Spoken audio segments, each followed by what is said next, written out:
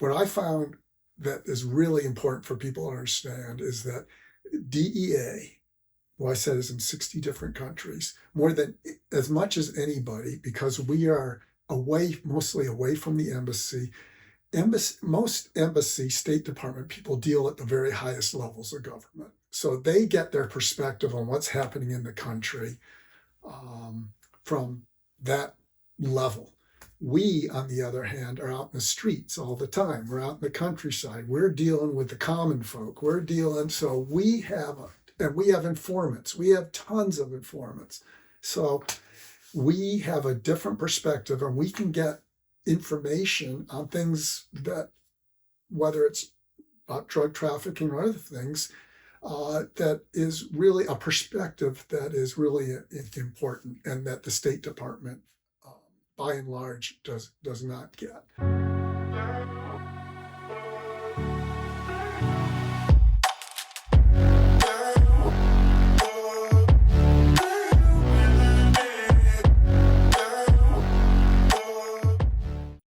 So you come back to Salt Lake City. Do you come back and promote there, or do you promote? When do you promote? I promoted out of Bolivia to Salt Lake City. The reason I did that, I had never any wish to promote. I had pretty much decided that I just wanted to remain a street agent, a working agent for my career. Yeah. That changed when coming out of Bolivia, they were telling people coming out of Bolivia in Latin America that they were going to be put on the southwest border. And my problem was not going to the southwest border. It was that the people who were at the southwest border were stuck there. And when they tried to, after a few years, move somewhere else, they were told, no, that's not going to happen. We need you too much. And I did not want to be stuck on the southwest border for an indefinite period of time. If there was some pretty concrete assurances that, do 2-3 years, whatever, and then you can move to another office, I would have done that, no problem. Yeah. So the only way that I could assure that didn't happen was basically to get assigned to somewhere that I had control over. And the only way to do that was to promote. So I decided to promote. That was my main impetus, although part of me said that I think that it's important to understand, understand that part of the job. But I really was very equivocal about ever doing it. Yeah. And I kind of looked into what would happen if I just didn't work out for me. Okay, so let's talk a little bit about this, because you and I have chatted about this. You probably had the same attitude I did, but you were in a different situation where almost forced, right? Yes, I would say that. Yeah. Or pressured. Yeah. But conversely, I've known you. I think you'd probably be a great supervisor, and I think you probably were a great supervisor. So let's talk a little bit about leadership, and specifically within DEA. So one thing I thought was interesting is we've talked about this on numerous occasions. You get to Salt Lake City, and it's not necessarily something you want to do, but you've been put in this position, and I think you do it well. But let's talk about handling an agent who necessarily isn't doing what he should be doing. And without naming names, can you kind of talk about that situation and what you had him do, and ultimately made him a successful part of the team, for lack of a better term? I think one of the things that any supervisor, and I like the word supervise, and I never like the word manage, because are you managing situations and managing people, but managing, almost to me, what you rightfully said, does not, puts less emphasis on leadership. And leading by example, and that was the first thing. Is I saw in all my supervisors, all my leaders that I looked up to, is they led by example, and that they never asked their people to do anything that those people did not know, that they hadn't done, wouldn't be willing to do, and did do if needed. Yeah. And I think that's the complete lack of being hypocritical in asking other people to do things that you wouldn't do, or weren't willing to do, or do things that you told them not to do. I thought that is the biggest. When that happens, you lose all credibility. And really, I think leadership is about credibility. And I remember my first supervisor, Dave Richardson, who was, he was a Marine, former Marine, long time. I think he'd had 25 years in DEA, maybe 30. He was the first agent to get an age waiver over 57. And he based it on one of my cases, so I kind of was glad on that. But he was a wonderful, wonderful just first-rate, and a wonderful human being.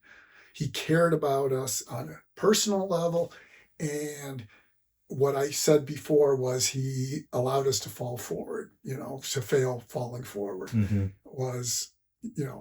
I felt we had our back, but he was not afraid to call us out if we weren't up to snuff, or we were making dumb mistakes, or things like that. But Dave, I really looked up to Dave in a great way, and saw him as an example of being a supervisor and a leader that I aspired to. So do you think, let me ask you this then, leadership in general, because you have this background with the PJs and then you become a supervisor with DEA, do you think that you would have been the supervisor, the leader that you were, had you not had like Dave as a mentor? Do you think you still had that innate ability to be that? Yeah. So do you think you had that in there, or do you think that just you did have that in there, but because you also had good examples, that just made you even better? Yes, I think having good examples, and quite frankly, I had probably the worst supervisor you could ever have. Okay. And the worst one that I've seen by far in DEA. Unfortunately, I had it at the time, but in some ways it was fortunate, because in seeing what not to do, it was every bit as informative of seeing what to do. So when you have those two together, you see the destructive power of what a person that has just the opposite of the traits that I had described for Dave had who was a supervisor, and you see what effect it had on me and other people I worked with. Mm-hmm. Then you are very cognizant of never, hopefully, ever, Yeah, but I'm really curious about leadership qualities in general, military, DEA, corporate structure, or whatever else. Do you think leadership is something that's innate in somebody, or do you think it's something that can be learned? I think it's both. I think it's I don't think it's innate, but I think it is the ability to be logical but empathetic. Mm-hmm. I think it has to do with caring for your people, caring about your people, and caring about how you can motivate them on their terms to do the job right. Not because it's going to give you,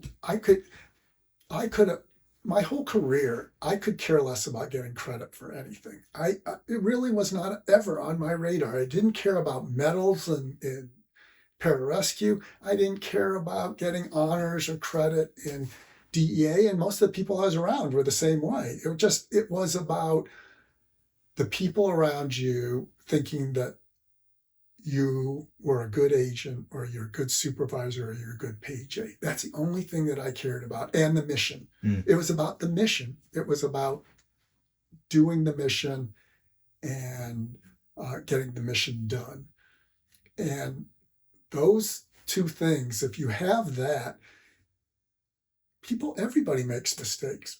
I thought Dave Richardson made some mistakes, and at times we would sit down and talk about it. And that's the thing that Dave did, is he always had an open door. He was always willing to listen to me. And I remember one time he was like, and this stuck with me, one of the lessons is he said, Tim, you're right. I was complaining that I thought that Dave hadn't supported something I wanted. I think it was with the U.S. Attorney's Office. I thought I needed them to do something, and they were reticent to do it. And I really needed the office to step up on a management level. And I think at the same time, or maybe it was that with the division office in Seattle, that I wasn't getting the support, whether it was monetary or whatever I needed. And I remember going in, Dave, and I was pretty disturbed about this. And Dave heard me out, and he said, you're right, Tim. In a perfect world, I would step up. I should step up. But I can't do it I have to pick my battles, because otherwise, if you complain about everything, they don't listen. They stop listening. I have to pick my battles. And this is one, although I agree with you, and I see from your standpoint perfectly why you think it's important. I have these other considerations here that I have to also look out for. Mm-hmm. And therefore, I'm always balancing something on in a way, or things that you might not be thinking about. And for that reason, I can't fight this battle for you. And I remember, like, oh, I get it. I understand. I get it now. I get what you're saying. And I walked out going, well, I wish you would, but I certainly, and the thing is, if Dave told me to run through that wall, I might say, well, why do you want me to run through that wall? I need to understand. But when he did that, I would be like, okay, boss, I'm running through that wall for you. I would do it, and I would keep banging my head against that wall till I ran through, because I trusted him, and if he said it was important. And so that's coming back to leadership. It's mm-hmm. all about trusting, having people trust in you, for people to respect you. So everything that you do comes back to that. And it's not worth it. It's not worth it to ever betray those things, because you can't, once you lose that, you can't ever get it back. And that's what I saw as an agent with working with other agencies. I saw it working with cops in other countries, with the embassy. It's never worth it in the long term for short-term gains to do something that's not right. It's better to be open and honest and direct up front. And if you lose that one in the short term, people respect you. You'll win more battles than you don't. But what I saw was the biggest problem was that people did not, managers or some other agents did not see that. It was whatever got them ahead for the day. And you end up burning bridges that you can never, it's easy to burn bridges. It's really difficult to build them in the first place. And it's almost impossible to rebuild them after you burn them. So, yeah.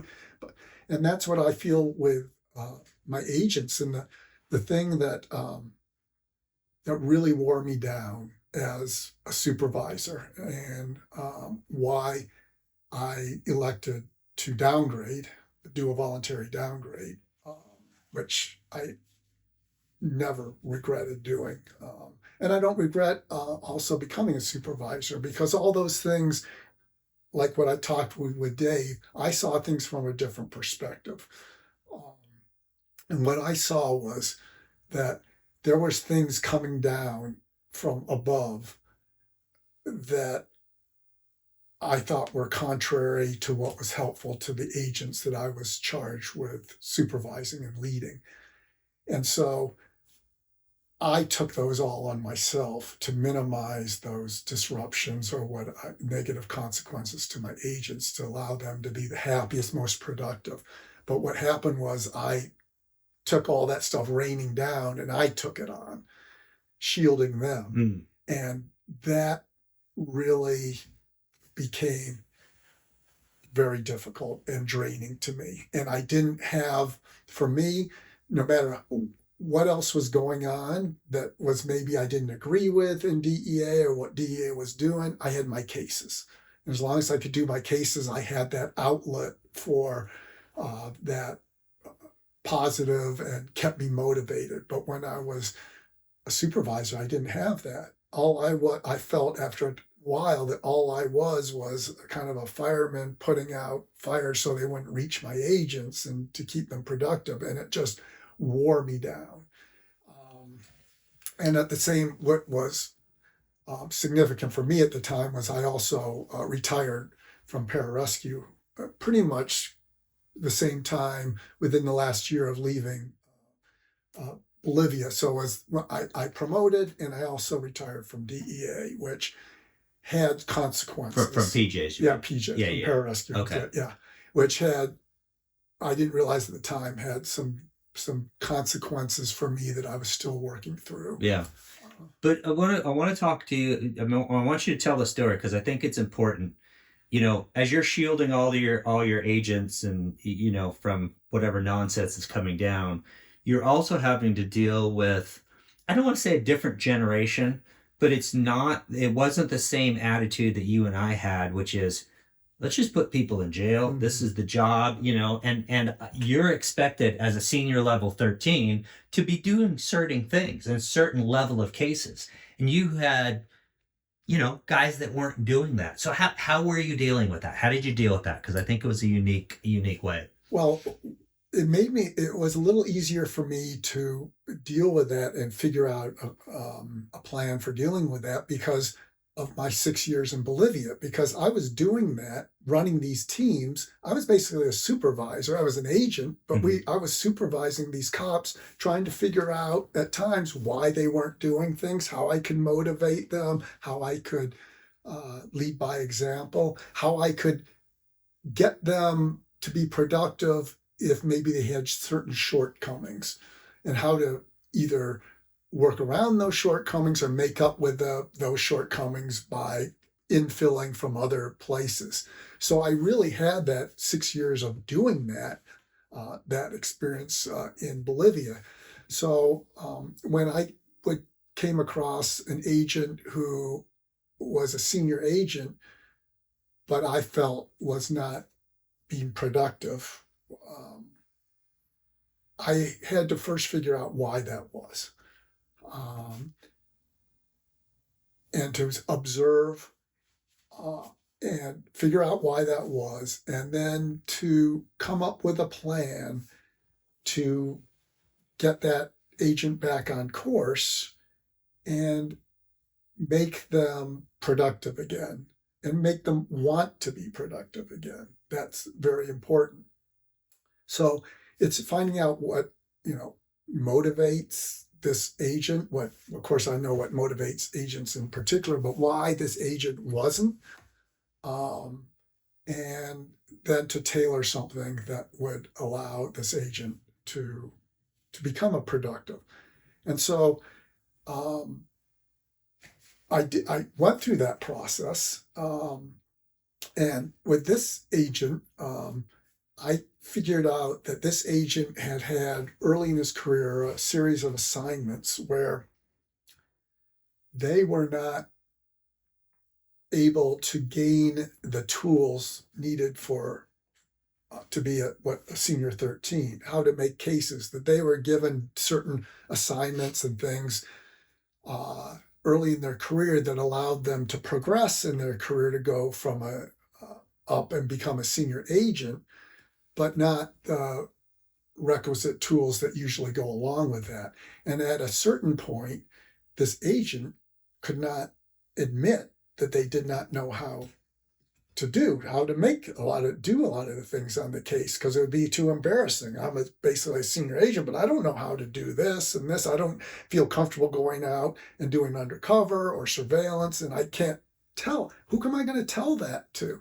Because it's going to make me. So the easiest thing for them was to do nothing, basically, and to figure out ways and techniques of doing nothing when it looked like, but make it look like they were doing something, which I could see through. So after observing, and one of the things that I felt coming in after seeing what one of the worst supervisor I ever did, who came in on day one and started imposing and making stupid decisions without understanding the office culture, the office dynamics, the dynamics of the area and region and as a whole, and other things going on, personality.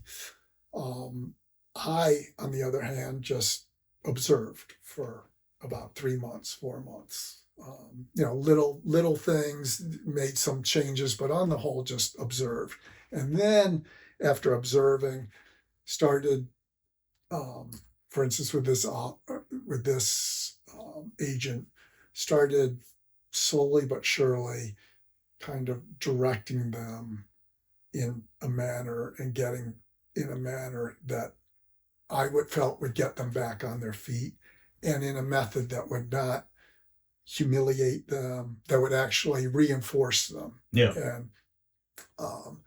And that is what I attempted to do, and I think it was pretty successful. I think this agent, and realizing that maybe this agent will not get to where I would hope that they would be, but they could be supremely effective as a member of my group and a team overall, and that to play to those strengths and to really emphasize that this agent needed to bring value to the team, and to figure out how we could do that, and that the group and the team needed this agent to do that, and there was ways and areas that they could do that would be supremely helpful. Yeah. And I think that we together solved that problem. And when I was there, this agent turned out to be a real force multiplier in doing things.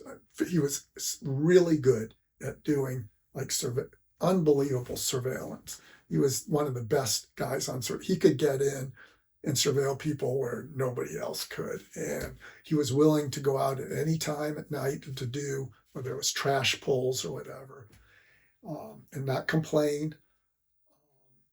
So finding ways of making people productive that maybe on first blush you wouldn't think of, I think is one of the things of looking at the team overall, and then getting buy-in from that person, what team member, that what they do is important. And if they do nothing, that really not only is a black mark on them individually, but it really is, you're dragging the team down, because there is no neutral. If you're not doing something positive, you're taking up space and resources just in and of itself. So you're an anchor. Yeah. So you can't be an anchor. This group needs everybody rowing in the same direction and rowing hard. Yeah. Okay. So you get done with your time in Salt Lake City and you end up transferring, you head back overseas and you're going to Lima. So first of all, what's the difference between Lima and Bolivia? What's the difference between the work that you're doing? Well, first of all, Lima was in the embassy, and it's a very large embassy in Lima, and that is a completely different animal. Because when you're in an embassy, you are dealing every day, and you're under pretty much the thumb of embassy, State Department, and their bureaucracy. And it was very interesting and informative, and I'm really glad I had that experience, because the State Department has a very different culture than DEA. And we always used to joke with each other. We would call them tea sippers, and they call us gorillas, and good naturedly. But there was something, to that, in that, how do you, when you have two cultures that really do have different starting points or views, how do you work successfully and not butt heads all the time? And I was lucky enough that I was able to do that and to really harness all the capabilities that the State Department had. And I think I had a wonderful ambassador when I was there. Um, and through my chain of command, he was very supportive in some of the cases I worked and very interested. And I just found the people in the embassy, although sometimes we were like two ships crossing in the night where they just didn't quite get where I was coming from. And I was kind of they'd roll their eyes at me and I'd roll their eyes, but we worked through that. And, having those different perspectives. What I found that is really important for people to understand is that DEA, who I said is in 60 different countries, more than as much as anybody, because we are mostly away from the embassy.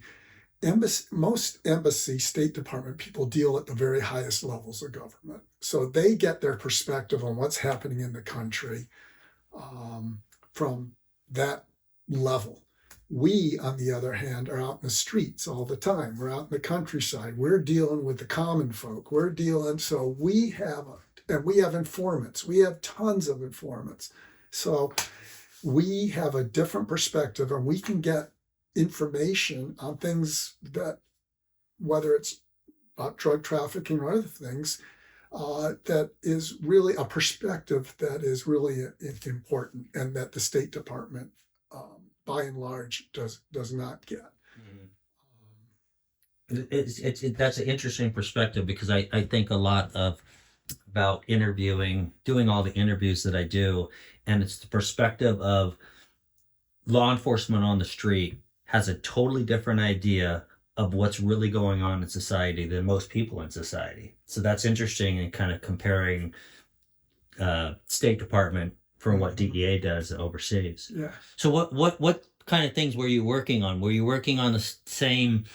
You obviously weren't out in the jungle like you were in Bolivia. Were you still working on high level cases there? Yes. So our jungle ops were much more limited, although I did do some in Bolivia. The Shining Path, Sendero Luminoso, was still a big threat in parts of the country, which limited activities, and sometimes with brutal consequences. We had a police officer that we were working with and a person that he was working with kidnapped and burned alive by Sendero Luminoso while I was there. So it was could be at times brutal, but I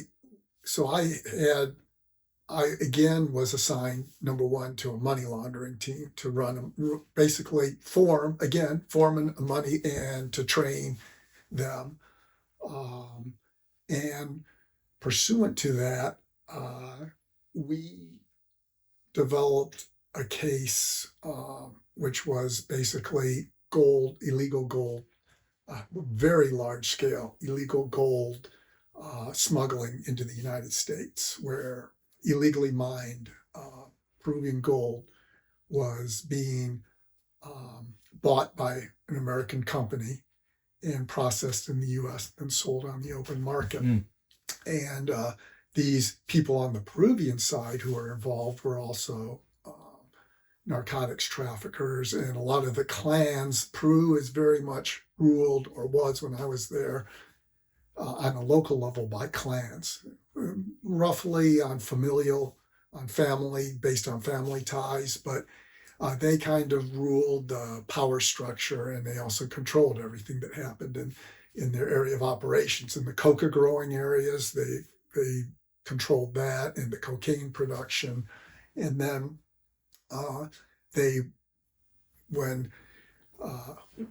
what was not recognized until basically this case came along was that although Peru, along with Colombia, was kind of depending what month or what year, was the leading cocaine producer in the world, coca and cocaine producer. What wasn't realized was that gold, this illegal gold, was actually, as far as profits that criminal organizations could make in Peru and in Colombia, but certainly in Peru, were outstripping the profits they could make from cocaine. And so they were turning to this illegal gold mine.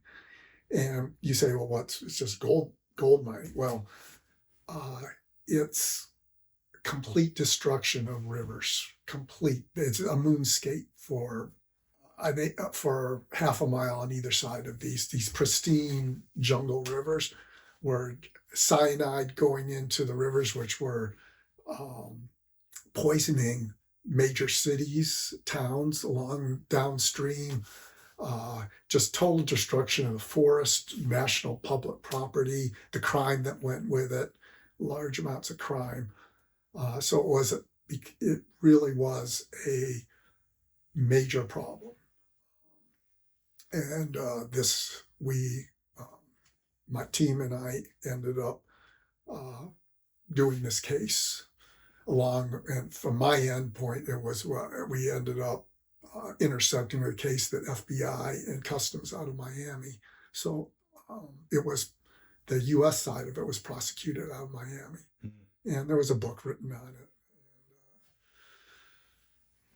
it. So, okay, so I want to talk to you about the end when you retire. So you were very much like me, because I remember talking to you about this. You're literally getting ready to retire and you were still working on a case. And I remember working on a case with about 24 years in and heading down to Reno, and the agents in Reno are like, what do you do? Right? You got 24 years on, you retire in a year. Why are you still doing this?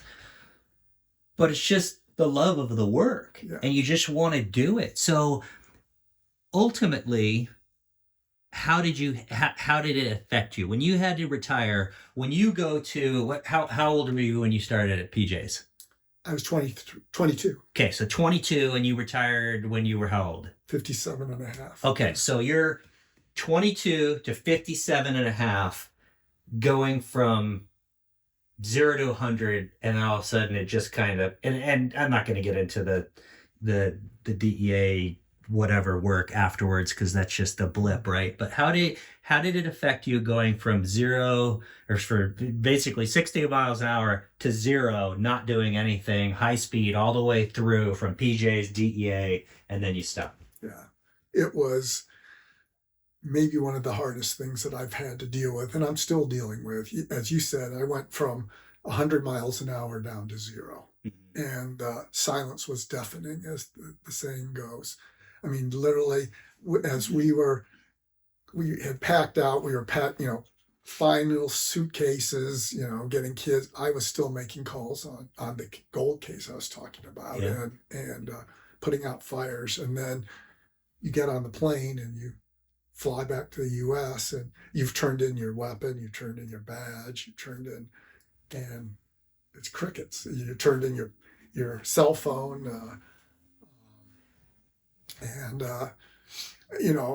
I say this, and I don't mean to equate the two, but I say I get some sense of what a president must feel like when, you're president of the United States and you're just going 102,000 miles an hour. And then the presidential inauguration of your successor comes and it's crickets. I mean, it is... For me, it really brought to the surface a lot of things that I needed to deal with. 3,000 years ago, Homer wrote the Odyssey, which was about a warrior who had been fighting for 10 years in his 10-year struggle to get back home. And they knew that 3,000 years ago, that equal to the Iliad, which is about the 10 years of war that Odysseus did, equally is the book about the troubles and tribulations of him returning home after being a warrior for 10 years. And, you can read it as just kind of an adventure novel, but if you can also read it as in terms of a psychological tale of having to return to normal civilian life, whatever you call it, after one's whole adult life is operational. And they have recently, or within the last few years, actually, there's been parts of the psychological community, the treatment community, who has recognized this and actually have a term for people who are suffering, who have been have what are called high allostatic loads, which means you are, for long extended periods of time, you're under intense pressure from basically what we always used to say is you have 3 levels, basically, more or less, that you operate in. You have what most civilians are day to day, which is green. You're in the green, which means you just go about. You're in the green. You're just going, doing your daily life. Then there's yellow, which means you're on alert. That it would be equivalent to a civilian going down at night down an alley or something like that, where you're aware and always conscious of your surroundings and possible threat. And then there's red, which just means you're in the shit, which means you're in the firefight. And basically, pretty much for my whole adult life, I was never in the green. I was always in the yellow.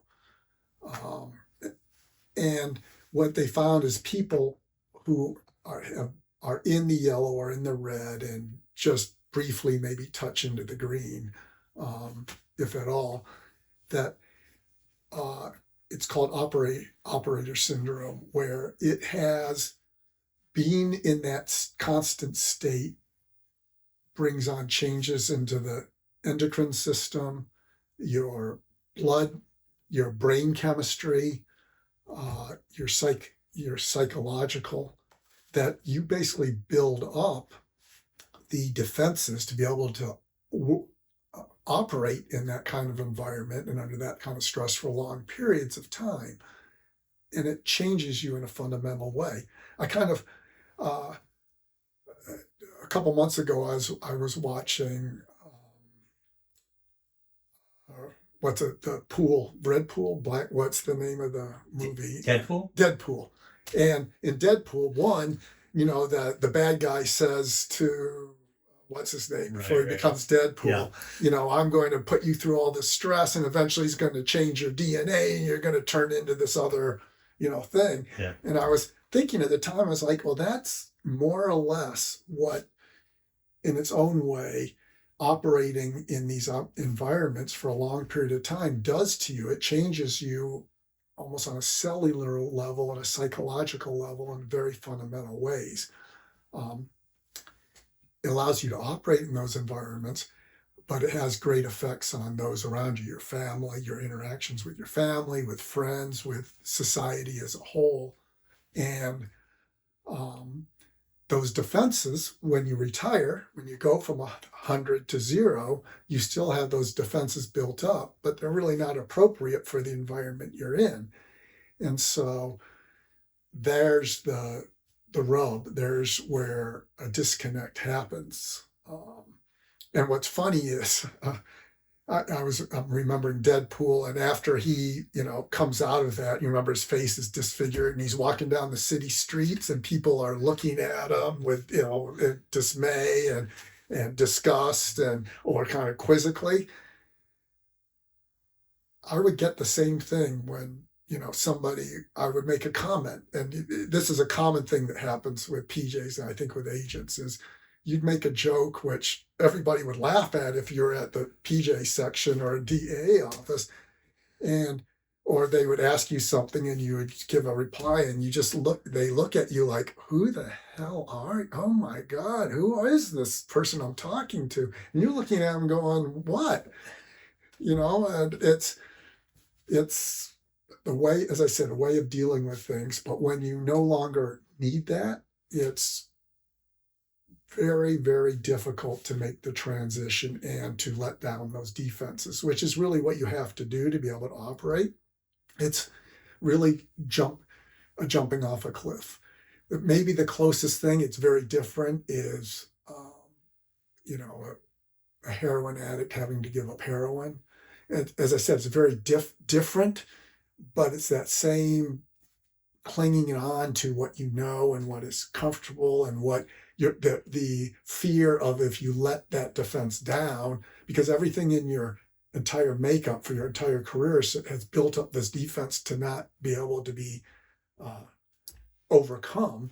And so to let that down and to let whatever is out there come in, your whole makeup says, do not do that. It will not end well for you.